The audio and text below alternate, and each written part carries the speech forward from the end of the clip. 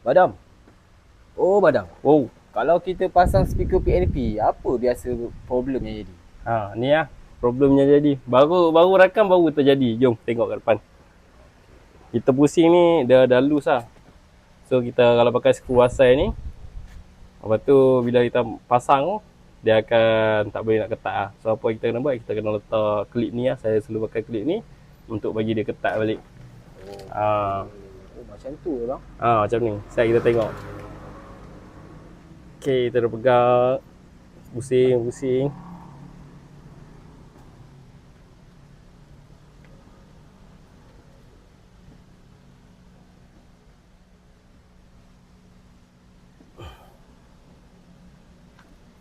Alright.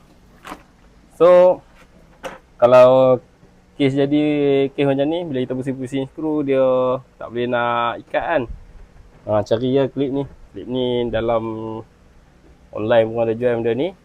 Ni macam orang kata klip cover set lah. So pasang kat belakang. Kita boleh ikat balik. Kalau tidak nanti speaker akan gegar.